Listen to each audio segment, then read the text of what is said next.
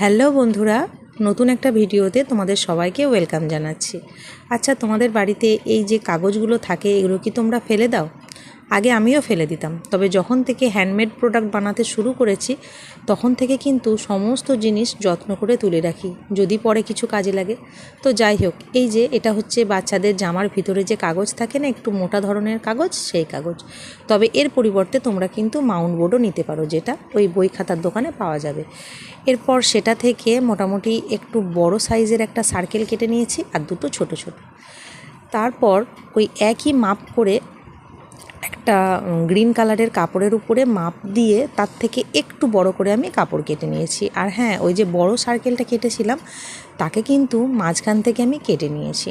সুন্দর একটা জিনিস বানাবো, দেখো ভিডিওটা পুরোটা, দেখবে ভালো লাগবে। এরপর ওই যে কাপড়ের উপরে মাপ করে করে কেটেছিলাম সার্কেলটা, তার থেকে কিন্তু একটু বাড়িয়ে রাখতে হবে, আবার খুব বেশি বড় হলেও চলবে না।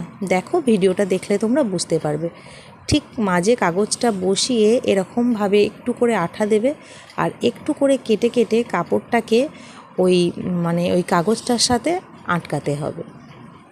একটু করে কেটে নিলে কিন্তু ওই আটকানোটা ভালো হয়, খুলে যায় না আর দেখতেও সুন্দর লাগে। জানো তো, এই যে হ্যান্ডমেড প্রোডাক্ট বানানো, এটা কিন্তু খুব সহজে হয় না, অনেকটা ধৈর্য লাগে বানাতে। তবে যখন পুরোটা বানানো হয়ে যায় তখন কিন্তু বেশ ভালো লাগে। আসলে নিজের হাতের জিনিস তো দেখতে সুন্দর লাগে, যেমনই হোক, যেমনই পারো। তো যাই হোক, এই দেখো আমার কিন্তু মোটামুটি ওই সবগুলোতে কাপড় লাগানো হয়ে গেছে। এরপর এটাকে আমি সুন্দর করে ওই কুন্দনগুলো দিয়ে সাজাবো। প্রথমেই মাঝখানে একটু বড় সাইজের যে গোল কুন্দনটা হয় সেটা দিয়েছি, আর তারপর চারদিক দিয়ে আমি ওই যে পাতা পাতা মতো কুন্দনগুলো, না ওই ট্রায়াঙ্গেল টাইপের যে কুন্দনগুলো হয় না, তিন কোনা টাইপের, সেটা দিয়েছি। এরপর নিচের দিকে ওই যে ছোট্ট ছোট্ট পাতা পাতা মতো হয় সেগুলো দিয়েছি। তোমরা তোমাদের ইচ্ছে মতো যে কোনো কুন্দন দিয়েই কিন্তু এই ডিজাইনটা বানাতে পারো। কুন্দনের পরিবর্তে অন্য কোনো স্টোনও দিয়েও বানাতে পারো, আবার এখন তো হ্যান্ডমেড প্রোডাক্টের যে মেটেরিয়াল অনেক রকম আছে, তোমার পছন্দ মতো যে কোনো মেটেরিয়াল দিয়েই বানাতে পারো, দেখবে ভালো লাগবে। আর এই যে কাপড়টা নিয়েছি এটা কিন্তু কটনের কাপড়, আমি এখানে গ্রিন কালারের নিয়েছি, বেশ ভালো লাগছিল।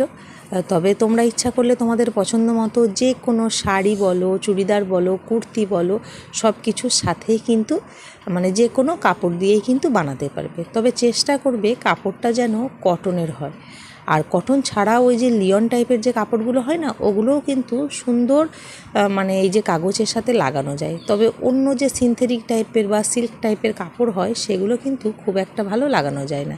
তো এই দেখো, তোমাদের সাথে কথা বলতে বলতে কিন্তু আমার এই যে এটা বানানো অনেকটাই হয়ে গেছে। আচ্ছা, তোমরা কি এবার বুঝতে পারছো যে আমি এটা কি বানাচ্ছি? হ্যাঁ, আমি এটা একটা ইয়াররিংস বানাচ্ছি। আমার এই কালারের একটা জামা আছে, তো সেই জামার ম্যাচিং করে আমি সুন্দর দুটো ইয়াররিংস বানাচ্ছি। তো মোটামুটি ওই যে কুন্দনগুলো লাগানো হয়ে গেছে। এরপরে ওর পিছনের দিকে আমি আঠা দিয়ে ওই যে কানের দুলের যে স্টাডগুলো হয় না, সেগুলো লাগিয়ে দিয়েছি। আচ্ছা, এটা হলো ফাইনাল লুক। কেমন হয়েছে বলো তো?